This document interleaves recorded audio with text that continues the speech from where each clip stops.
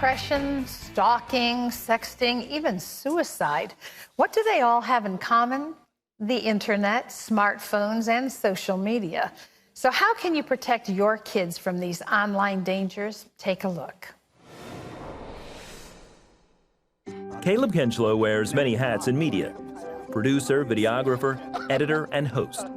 He's also the grandson of beloved former 700 Club co-host Ben Kinchlow.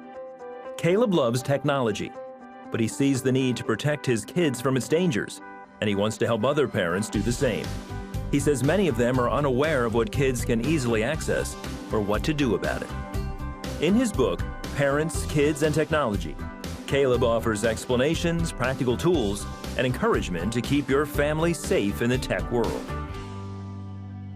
Well, please welcome to the 700 Club one of our very own, Caleb Kinchlow. It's great to have you with us today. Thank you for having me here. Hey, Exciting. Everyone loved your grandfather so much. How's your family doing? They're doing very well, very well. My grandfather and I spent a lot of time together. I'm having a lot of different conversations about life and faith, and actually, in part, one of the reasons why I even wrote this book. Really? That's yes, awesome. absolutely. Well, you wrote this book to give parents, some solid advice and sound wisdom on how to deal with technology. There's so much of it.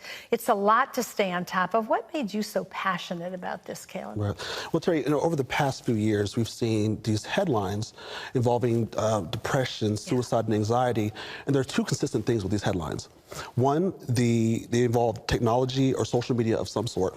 And two, is that the parents were just really unaware of what was happening, which is why I decided to make this type of resource, and also why at the end of each chapter, there's discussion guides and key takeaways to really have those hard conversations with your kids. So today, kids have such easy access to technology. My husband and I often say, goodness, when we were growing up, if you had a problem at school or on the way home, there was no way to communicate with your family. But kids have phones when they're so young, and on your phone is a walking computer. I mean, you can do everything with it. So how do parents stay on top of all these things that are at the door to our kids' minds and hearts and lives? Right. This is what a lot of parents this is kind of a humorous idea, but have your kids teach you what's happening. So this is what I mean by this. So actually, we do this in our household as well with our son, DeMarcus. He's 14. So if he wants to download an app or something, he has to send a notification to us. That's how our phones are set up. So once we get the notification, then we can talk about the dangers. We can talk about the pros and cons. So by doing this, it makes it where it's not just me as a parent, my wife and I as parents having to hover over and handle everything. It provides some type of onus on him as well to be involved in the conversation, to work together. To do your book, you interviewed hundreds and hundreds of kids, students. What are they saying are the greatest issues, the greatest problems from their perspective? Right. One of the consistent thing was that social media is really used as a tool for validation. Yeah. One of the girls, for adults too. For adults too, definitely. Yeah. But particularly kids, who are obviously younger, who are really in that emotional, volatile state. Some of the kids said things like, well, I want someone to know that I'm having a good time, even if I'm not having a good time. Or I have more followers than you, which means that I must have more people that care about who I am and what I'm doing. But the problem is that it's not real. It doesn't extend beyond these social platforms. Well, people are also talking about the fact that there is less interaction socially, one-on-one with people today, both adults and children, but especially, I think, damaging to children, because we can do all of this just online. We feel like we're communicating with each other, but we're not communicating with each other. Right, absolutely. And the thing about with technology is, and this is one of the key things, is that when you give your child unrestricted access to a mobile device, it is the equivalent of taking a sewage line and connecting it to them. And the thing about that sewage line is that our kids really don't have the emotional maturity to really wade through all of the issues. You see, what wisdom does, wisdom goes to the future, looks at that outcome, and then comes back and helps you make a decision. And works accordingly. Works accordingly to it. And they just don't have it. You say in your book that technology changes, but principles stay the same. So how does this help parents? Right.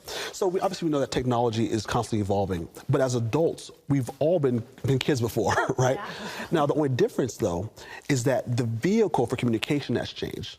So as a kid, I understand what it felt like to maybe be bullied, to want to try to fit in. So parents don't have to be scared of the technology, because instead of just writing notes, it's just online. So when parents are talking to their kids, address it from a place of, hey, you've already experienced this. It may not be on a social platform, but I know what it feels like to be you, to try to fit in, to try to figure out those issues. So what are some safety measures that parents can take? You talked about having the child involved and having to ask you about and converse with you about apps and other things, but what are some other safety measures? Right. Yeah, and actually in the book I have a whole list of detailed ways to do that. But just one way that I really am just keen on is you have to put filters on everything. See, for a parent... Can't kids remove so if they're savvy? You know, but they can if they're savvy, but also you can talk to them about some of the filters. So that way it's not just you having to control everything. See, the thing about it is, if the device has an on switch and Wi-Fi, you have to know more than just the name of the device. Right. You have to understand the access. And all the devices have filters to block some of this adult content. Yeah, I just want to say, if you've got kids, you need Caleb's book. It's called Parents, Kids, and Technology. It's available wherever books are sold. You're going to have to stay on top of this because you just had another baby. Yes, so yes, congratulations to you.